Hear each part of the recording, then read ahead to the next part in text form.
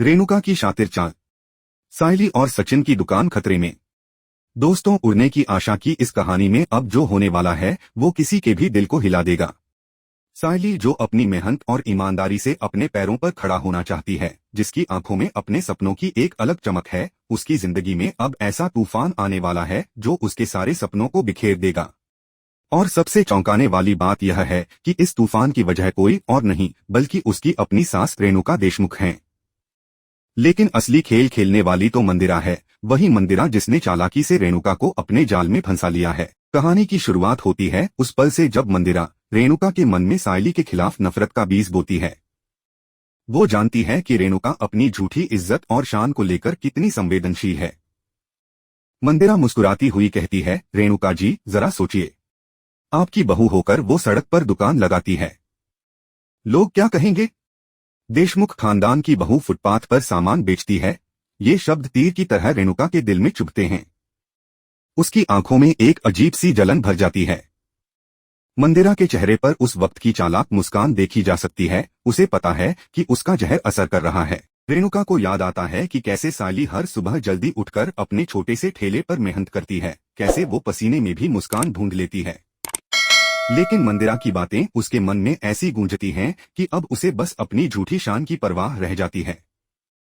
मंदिरा आग में घी डालती है, देखो रेणुका, अगर तुमने उसे नहीं रोका तो कल लोग यही कहेंगे कि देशमुख घर की औरतें भी अब सड़क पर बैठती हैं। तुम्हारा रुतबा मिट्टी में मिल जाएगा। रेणुका के मन में जैसे कोई तूफान उठता है। वह सोचती है कि मंदिरा सही कह रही है। उसे लगता है कि सायली की मेहनत नहीं बल्कि उसका यह कदम परिवार की बदनामी का कारण बन सकता है। इसी सोच में फंसी रेणुका एक ऐसा फैसला लेती है जो आगे चलकर उसकी खुद की जिंदगी में पछतावे की सबसे बड़ी वजह बनता है। मंदिरा उसे सुझाव देती है, देखो रेणुका, यह सब सड़क पर दुकान लगाना अवैध है। बस एक कंप्लेंट कर दो पुलिस में, सब खुद ब खुद हट जाएगा। किसी को पता भी नहीं चलेगा कि तुमने किया। रेणुका के चेहरे पर एक पल के लिए झिझक दिखाई देती है, लेकिन फिर अपने अहंकार के आगे उसका दिल हार जाता है। वह फोन उठाती है और पुलिस में शिकायत दर्ज करा देती है। यहाँ एक लड़की अवैध रूप से दुकान लगाकर गंदगी फैला रही है। मंदिरा की साजिश अब पूरी तरह काम कर जाती है।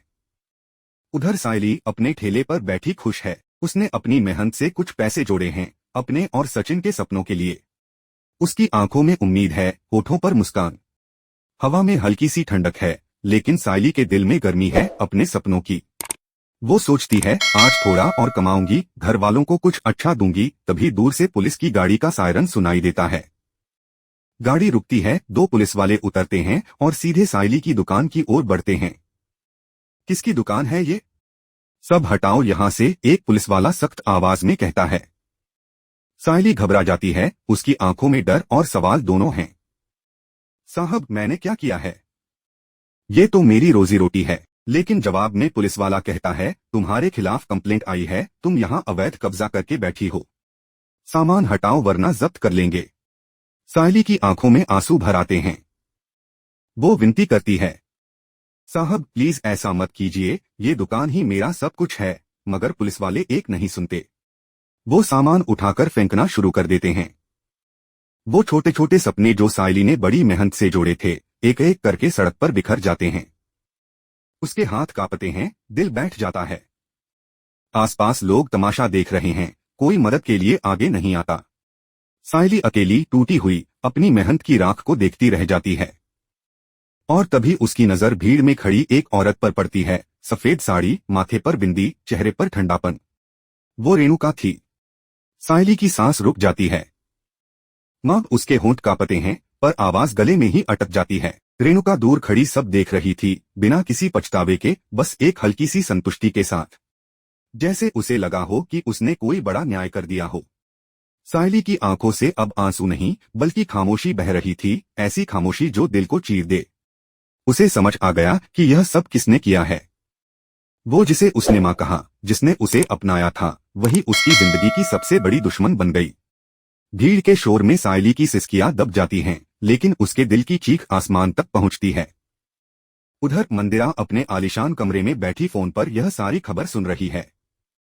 उसके चेहरे पर खुशी की एक झलक है और होठों पर शैतानी मुस्कान। वो ठहाके लगाते हुए कहती है, खेल खत्म और दोनों मात उसे पता है कि उसका प्लान पूरी तरह काम कर गया।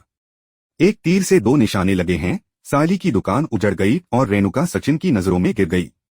मंदिरा की साजिश का जाल धीरे धीरे फैल चुका है और रेणुका तो बस एक मोहरा बन गई है उस खेल में। उसे खुद नहीं पता कि मंदिरा ने उसके हाथों से वो चाल चलवाई है जो अब पूरे देशमुख परिवार को हिलाकर रख देगी। मगर कहानी यहीं खत्म नहीं होती। अब वक्त है सचिन और सायली के जीवन के नए तूफान का, जहां शक, झूठ और सच की जंग शुरू होने वाली है। देशमुख हाउस में उस सुबह का माहौल किसी शमशान से कम नहीं था। दीवारों पर सन्नाटा था, हवा में अजीब सी ठंडक थी और हर चेहरे पर मातम की परत। खबर आई थी कि रोशनी के पिता की मृत्यु हो गई है। यह सुनते ही पूरा परिवार शोक में डूब गया। रेणुका का चेहरा भी उतरा हुआ था, हालांकि उसके मन में मंदिरा की कही बातें अब भी घूम रही थीं। वहीं सचिन एक कोने में खड़ा था, आंखों में सोच और शक दोनों का मिश्रण। बाहर से वह शांत दिख रहा था, लेकिन भीतर उसका मन बेचैन था। रोशनी के पिता की मौत पर कुछ था जो उसे हजम नहीं हो रहा था। वह चुपचाप रोशनी को देख रहा था, उसके हर हाव भाव, हर आंसू को परख रहा था। बाकी परिवार वाले उसकी पीड़ा देखकर दुखी थे, लेकिन सचिन के भीतर कहीं न कहीं यह शक पलने लगा कि कहानी उतनी सीधी नहीं है जितनी दिख रही है। उसके मन की आवाज बार बार उसे चेतावनी दे रही थी, कुछ तो गड़बड़ है, कुछ तो छिपाया जा रहा है। तभी कमरे की शांति को चीरती हुई रोशनी आई।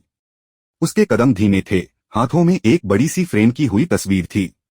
उसकी आंखें लाल थीं, पर सचिन को उन आंसुओं में सच्चाई नजर नहीं आई।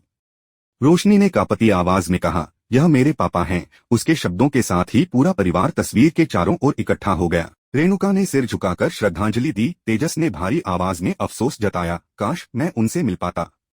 लेकिन सचिन का ध्यान कुछ और पर था।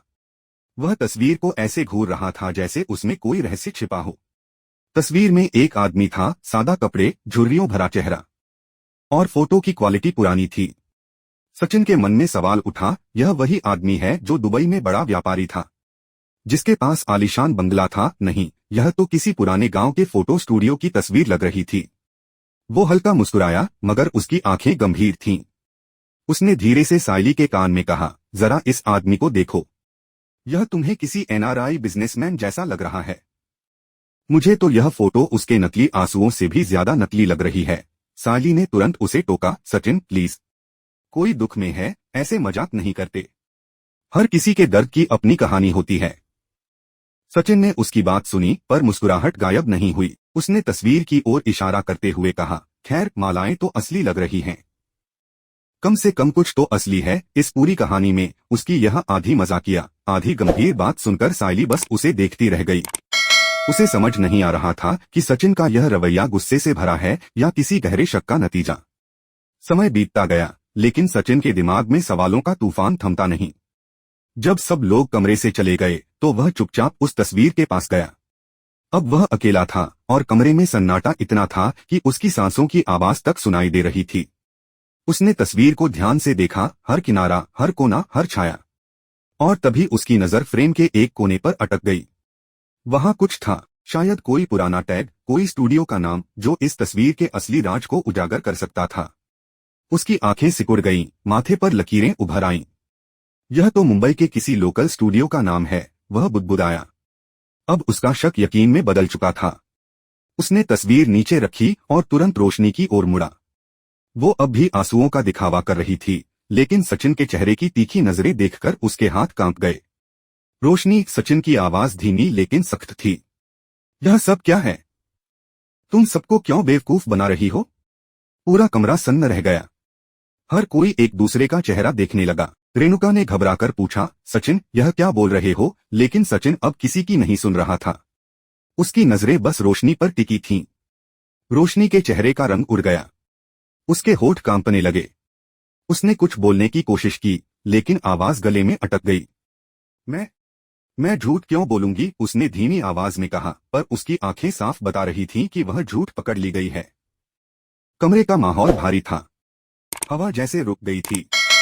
रेणुका ने सचिन की ओर देखा, लेकिन इस बार उसमें बेटे के लिए नाराजगी नहीं, बल्कि डर था। डर कि कहीं यह नया खुलासा उस परिवार को और न तोड़ दे जो पहले ही मंदिरा की साजिशों में उलझा हुआ है। सचिन ने तस्वीर को सबके सामने उठाया और बोला, अगर यह तुम्हारे पापा हैं तो यह फोटो मुंबई के स्टूडियो में क्यों खींची है? दुबई का पता कहाँ गया? यह सब कहानी सिर्फ एक झूठ नहीं बल्कि किसी बड़ी चाल का हिस्सा लगती है। रोशनी की आंखों से नकली आंसू अब गायब थे। अब वहां डर था, बेचैनी थी। उसने खुद को संभालने की कोशिश की, लेकिन उसकी सांसें तेज हो चुकी थीं। सचिन की हर बात तीर की तरह उसके झूठ की दीवारें तोड़ रही थी। सायली सब कुछ देख रही थी। उसका दिल दो हिस्सों में बंट गया था, एक तरफ उसका पति जो सच्चाई जानना चाहता था और दूसरी तरफ रोशनी जो अपनी कहानी के जाल में फंसी थी। उसने आगे बढ़कर सचिन का हाथ थाम लिया, धीरे से कहा, कभी कभी सच दिखने से अलग होता है। सचिन ने उसकी ओर देखा, एक पल के लिए उसकी आंखों में नरमी आई, फिर उसने सिर हिलाया, शायद, लेकिन जब झूठ सच का नकाब ओढ़ ले तब किसी को तो सच्चाई उजागर करनी ही होती है। पूरा परिवार अब खामोश था। मंदिरा की मुस्कान जो कहीं दूर किसी और कोने में बैठी थी, शायद इस तूफान का मजा ले रही थी। उसने जो बीज बोए थे अब वो शक, झूठ और दरारों में बदल चुके थे। रोशनी खड़ी थी, लेकिन उसके पैरों तले जमीन खिसक चुकी थी। सचिन की नजरें उस पर टिकी थीं, और कमरे में तनाव ऐसा था कि एक सुई गिरने की आवाज भी सुनाई दे सकती थी। सचिन अब बस एक कदम दूर था उस सच्चाई से जो आने वाले एपिसोड में सब कुछ बदल देगी। मंदिरा का मकसद साफ था, देशमुख परिवार में आग लगाना। वह चाहती थी कि सचिन और रेणुका के बीच ऐसा फासला आ जाए जो कभी मिट न सके। अब बस उसे उस पल का इंतजार है जब सचिन को यह सच्चाई पता चलेगी कि उसकी अपनी माँ ने उसकी सायली के साथ क्या किया। उस दिन घर में ऐसा तूफान उठेगा जो हर रिश्ते की नींद हिला देगा। सायली अब घर लौटती है, टूटी हुई, थकी हुई, पर अंदर से जलती हुई। उसके हाथ खाली हैं, लेकिन दिल में सवालों का बोझ है। क्यों माँ? मैंने ऐसा क्या किया कि आपने मेरी दुनिया उजाड़ दी? उसकी आंखें नम हैं, लेकिन उनमें अब डर नहीं, बस दर्द और हिम्मत का अजीब सा मेल है। वो जानती है कि मंदिरा की साजिश ने उसकी जिंदगी को हिला दिया है, लेकिन उसकी उड़ने की आशा अब भी बाकी है। कहानी यहीं खत्म नहीं होती, बल्कि यहीं से शुरू होती है असली जंग, एक बहू की जो टूटकर भी अपने सपनों को मरने नहीं देगी, और एक माँ की जो अपनी झूठी इज्जत में खुद को खो बैठी है। और पीछे से डोर हिला रही है वही मंदिरा, जिसके हर शब्द में जहर है। तो दोस्तों, क्या सचिन रोशनी का झूठ पूरी तरह उजागर कर पाएगा? क्या रेणुका को मंदिरा के असली खेल का एहसास होगा? और क्या सायली इस टूटे हुए माहौल में फिर से अपनी उड़ने की आशा को पंख दे पाएगी? जानने के लिए देखते रहिए उड़ने की आशा, जहां हर चेहरा कुछ कहता है लेकिन सच्चाई किसी और दिशा में इशारा करती है। तो दोस्तों, क्या सचिन अपनी मां रेणुका को माफ कर पाएगा? क्या सायली अपनी मेहनत से फिर से अपने सपनों को पंख दे पाएगी? और क्या मंदिरा का यह खेल आखिरकार उसके ही खिलाफ जाएगा? जानने के लिए देखते रहिए उड़ने की आशा, जहां हर दिल में छिपी है एक कहानी और हर कहानी में छिपा है एक दर्द, एक उम्मीद और एक नई उड़ान।